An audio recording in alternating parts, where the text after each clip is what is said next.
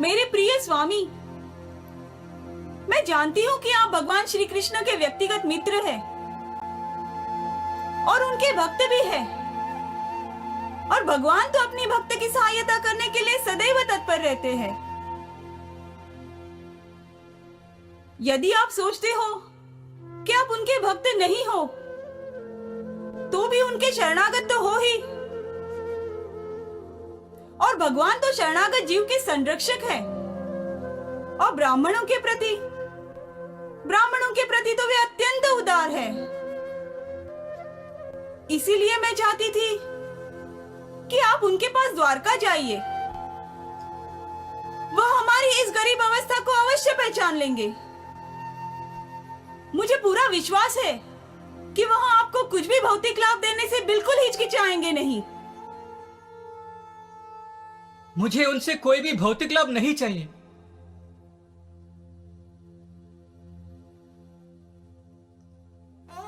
पर उन्हें सब कुछ ज्ञात है। वह जानते हैं कि आप भक्ति की किस सीमा पर हो। किंतु कृष्ण केवल शुद्ध भक्ति में ही दिलचस्पी रखते हैं।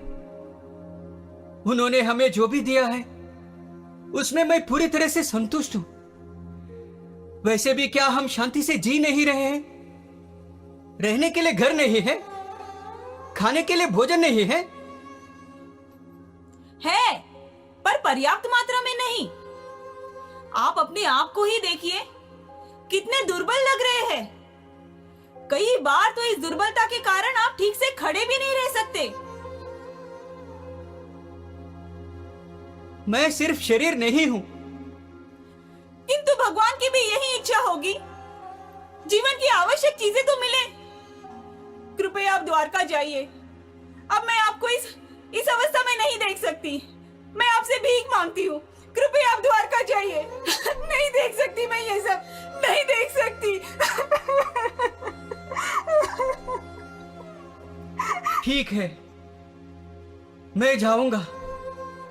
भगवान श्री कृष्ण के साक्षात दर्शन तो कर लूंगा। हाँ, यही सही है। आपके लिए बहुत अच्छा होगा। किंतु मैं उनके पास कुछ भी नहीं मांगूंगा, बल्कि मैं ही उनके लिए कुछ ले जाऊंगा। लोग कहते हैं किसी मित्र के घर जाओ तो खाली हाथ नहीं जाते। कुछ नहीं तो कम से कम 5 सुपारी तो लेकर जाना चाहिए।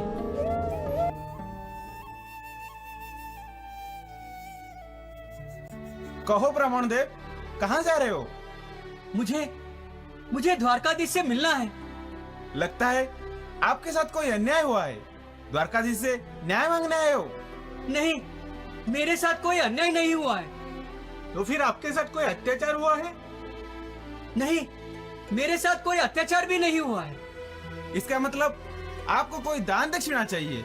नहीं, मुझे कोई दान दक्षिणा भी नहीं चाहिए। तो फिर आपको क्या चाहिए? मुझे मेरे मित्र द्वारकाधीश से मिलना है। मित्र? यह असंभव है। द्वारकाधीश कैसे आपके मित्र हो सकते हैं? हाँ, वे मेरे मित्र हैं। ठीक है, ये ऐसा कर रहे हैं तो आप अंदर जाकर द्वारकाधीश से क्यों नहीं पूछते? ठीक है।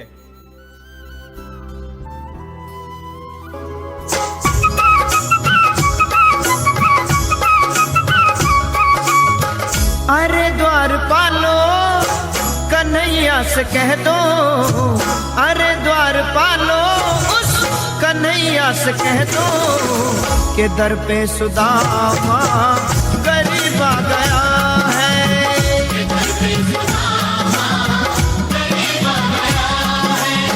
भटकते भटकते न जाने कहां से, भटकते भटकते न जाने कहां से तुम्हारे महल के करीब आ गया है। कहो द्वारपाल, क्या संदेशा लाए हो? राजमहल के द्वार पर एक ब्राह्मण देव आए हैं और आपसे मिलने की अनुमति मांग रहे हैं। अनुमति? द्वारपाल, ब्राह्मणों को मुझसे मिलने के लिए अनुमति की क्या आवश्यकता? द्वारिका नगरी का राजप्रसाद ब्राह्मणों और संतों के लिए सदैव खुला है। किंतु यह ब्राह्मण अजीब सा है। न इसके पैरों में खड़ा हुआ है, ना सर पे पगड़ी है और उसकी धोती पूरी फटी हुई है। द्वारपाल, क्या ब्राह्मण होने के लिए इन सब बातों की आवश्यकता है? नहीं, किंतु वह पागल लग रहा है। क्यों? ऐसी क्या बात है? वह कह रहा है वह आपका मित्र है, पागल नहीं तो और क्या। मित्र? क्या नाम बताया उसने? उसका नाम है सुदामा। हाँ, सुदामा। सुदामा? क्या कहा तुमने? सुदामा आया है? मेरा बाल सखा सुदामा मुझसे मिलने आया है। द्वारपाल, तुम यहाँ खड़े क्यों हो? जाओ, उन्हें तुरंत यहाँ लेकर आओ। जी स्वामी। सुदामा, सुदामा आया है। रुक्मिणी, रुक्मिणी, सुना तुमने? मेरा बाल सखा सुदामा मुझसे मिलने आया है। जाओ, स्वागत की तैयारी करो। सुदामा, सुदामा आया है। सुदामा।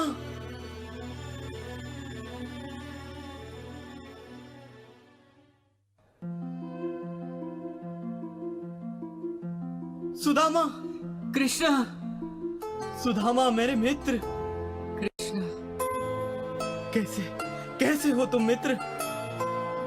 दो दो ये मुझे दो। नहीं, दो कृष्ण नहीं, कृष्ण। दो दो तो अरे नहीं। अरे दो तो मुझे। बहुत दूर से आए हो, थक गए होंगे। चलो मेरे साथ चलो। आओ, बैठो यहाँ। यहाँ? बैठो तो। पर मैं बैठ भी जाओ। बरसों बाद मिले हो, सेवा का अवसर नहीं दोगे?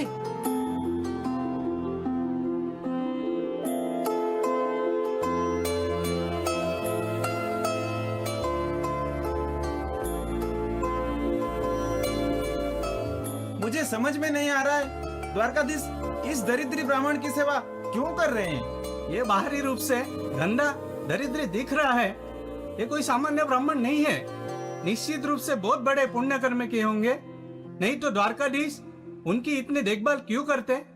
स्वयं द्वारकाधीश उन्हें बड़े ही आदर से ले आए।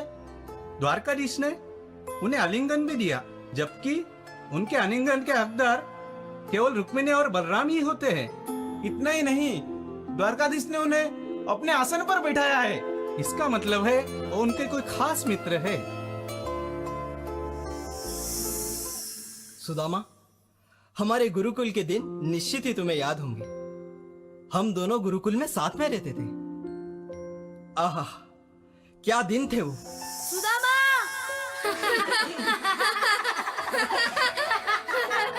सुदामा, मुझे पकड़ो, मैं यहाँ हूँ। तू अभी तक मुझे नहीं पकड़ पाया, सुदामा। सुदामा, मुझे पकड़ो।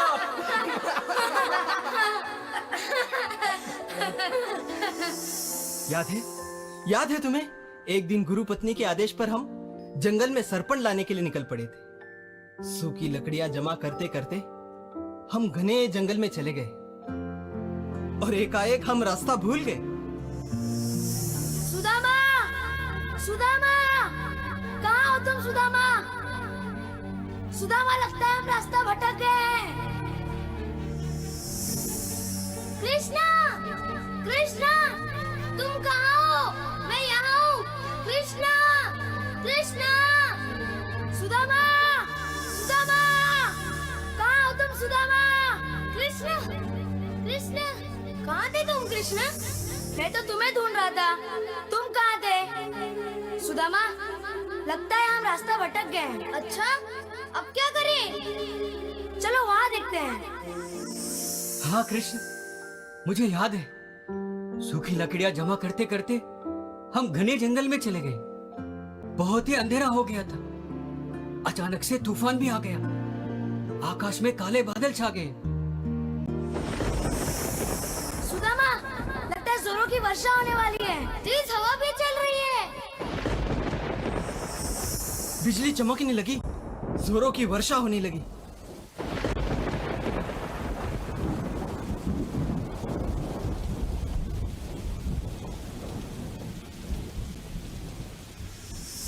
जहां देखो पानी ही पानी। पता ही नहीं चल रहा था आश्रम का रास्ता किस दिशा में। वो भारी वर्षा याद है तुम्हें? हाँ कृष्ण, याद है। वो वर्षा नहीं थी, एक प्रकार का विनाशकाल था। रेत का तूफान, भारी वर्षा, हमें बहुत ही तकलीफ होने लगी। समझ में ही नहीं आ रहा था किस दिशा। फिर हम दोनों एक दूसरे का हाथ पकड़कर बाहर जाने का मार्ग ढूंढते रहे। ऐसी विकट परिस्थिति में हमने पूरी रात एक पेड़ पर बिताई। कृष्ण, पानी बढ़ रहा है। हाँ, अब क्या करें? चलो उस पेड़ पर चढ़ते हैं। हाँ, चलो चलो। सुदामा संभल कर, लकड़ियाँ नीचे मत गिराना।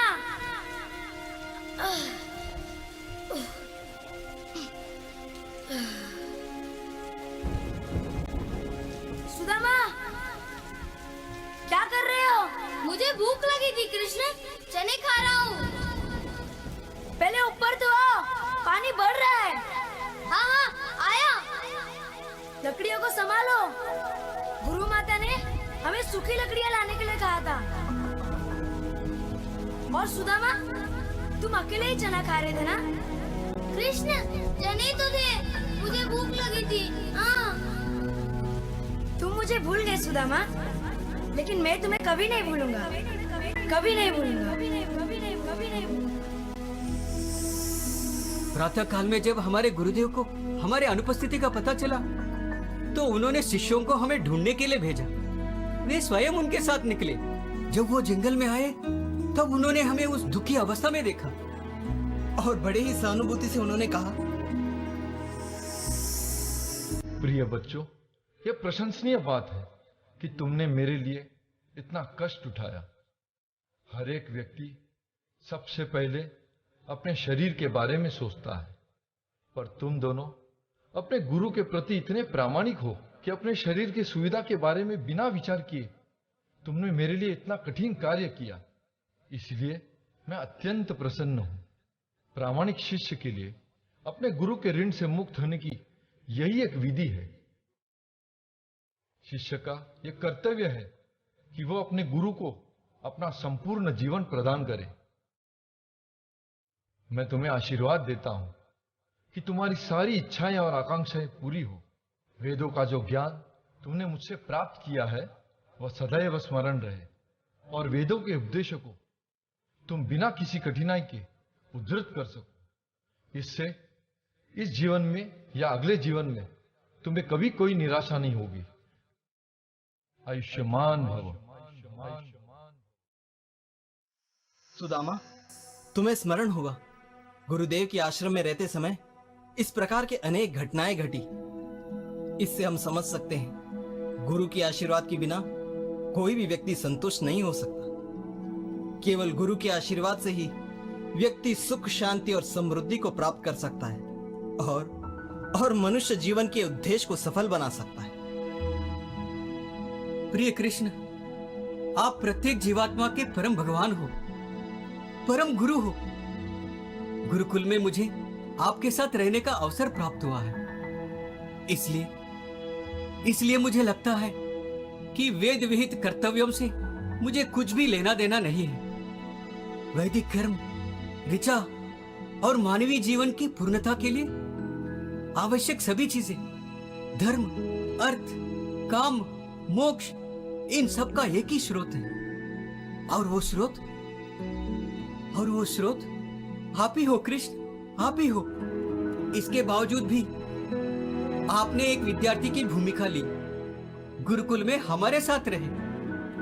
इसका अर्थ है आपने ये सभी लीलाएं अपने आनंद के लिए रचाई, अन्यथा आपको मानव की भूमिका लेने की आवश्यकता ही नहीं थी।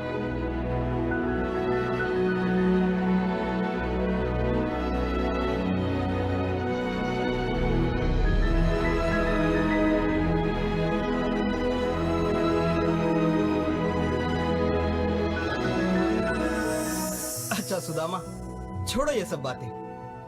ये तो बताओ, तुम मेरे लिए क्या लाए हो? तुम्हारे लिए तुम्हारी पत्नी ने अवश्य ही मेरे लिए कुछ खाद्य पदार्थ भेजे होंगे। अपने घर से मेरे लिए तुम अवश्य ही कुछ लाए होंगे। ऐसे तो ऐसे तो मुझे किसी भी वस्तु की आवश्यकता नहीं है, परंतु परंतु यदि मेरा भक्त प्रेम भाव से मुझे कुछ अर्पित करता है, चाहे वह वस्तु कितनी भी उपेक्ष हो, मैं उसे बड़े आनंद से स्वीकार करता हूं। इसके विपरीत यदि कोई अभक्त चाहे अत्यंत मूल्यवान वस्तु मुझे अर्पित करे, मैं उसका स्वीकार नहीं करता। यदि मेरा शुद्ध भक्त एक फल, फूल, छोटी पत्ती या थोड़ा सा जल जैसे नगण्य वस्तु भी मुझे अर्पित करता है, तो मैं सिर्फ उसका स्वीकार ही नहीं करता, परंतु आनंद पूर्वक उसका सेवन भी करता हूं। सुदामा, बताओ तो मुझे, क्या लाए हो मेरे लिए? बताओ बताओ सुदामा, बताओ। नहीं, ओ मैं नहीं। ऐसी तुच्छ वस्तु को मैं कृष्ण के प्रति कैसे अर्पित कर सकता हूँ? चलो जल्दी दो मुझे, बताओ क्या लाए हो, बताओ। नहीं कृष्ण, नहीं। अरे वो मैं, अब बताओ तो सही। मैं लाओ कृष्ण, लाओ बताओ। नहीं।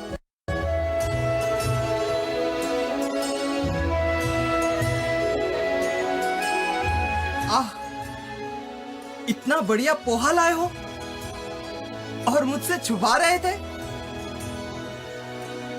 आह, क्या बढ़िया पोहा है। पोहे की इतनी मात्रा केवल मुझे ही नहीं, संपूर्ण सृष्टि को संतुष्ट करेगी।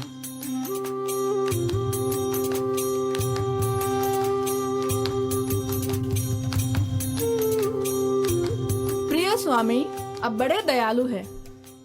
इस पोहे का एक दाना भी आपको संतुष्ट करता है।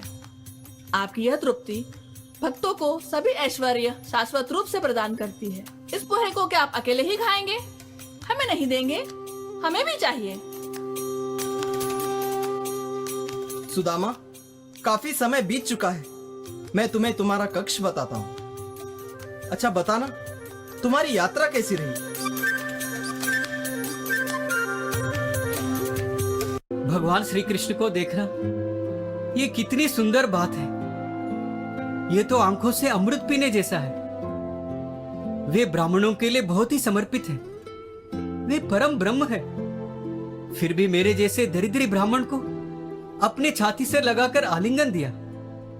मुझे थका हुआ देखकर रुक्मिणी देवी ने मेरी सेवा की। उन्होंने अपने उच्च स्थान की ओर भी ध्यान नहीं दिया।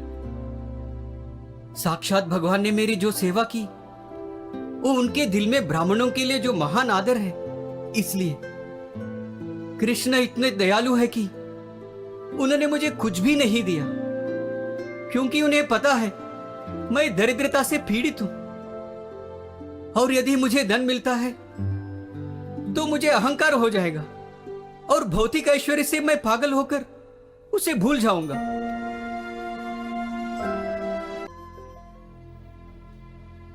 ये कैसे बदल गया? ये सब कैसे बदल गया? ये किसका महल है? यदि ये वही जगह है जहां मैं रहता था, तो ये सब कैसे बदल गया? सुदामा, आप आ गए, धन्य हो गए हम। अरे सुनिए सुनिए, सुदामा जी आए। बाबा आ गए, बाबा आ गए, बाबा आ गए, बाबा आ गए, बाबा आ गए। मामा देखो, बाबा आ गए, बाबा आ गए। प्रिय वसुंधरी, ये सब कैसे हुआ? ये बदलाव कैसे हुआ वसुंधरी? ये बदलाव कैसे हुआ? मुझे कुछ पता नहीं स्वामी, मुझे कुछ पता नहीं स्वामी, मुझे कुछ भी पता नहीं। मैं तो हमेशा गरीब था। मेरे मित्र भगवान कृष्ण की कृपा दृष्टि के बिना कोई भी दूसरा कारण मुझे नहीं दिखता। भगवान भक्त के हृदय को जानते हैं। जब भगवान को भक्त बड़े प्रेम से थोड़ा भी कुछ प्रदान करते हैं, तो भगवान बड़े आनंद से उसका स्वीकार करते हैं। मैंने तो उन्हें सिर्फ एक मुट्ठी भर पोहा दिया था। उसके बदले में उन्होंने मुझे ऐसा ऐश्वर्य दिया जो स्वर्ग के राजा इंद्र से भी ज्यादा है। इसलिए मैं प्रार्थना करता हूं कि मैं हमेशा निरंतर उनके चरण कमलों की भक्ति करूं।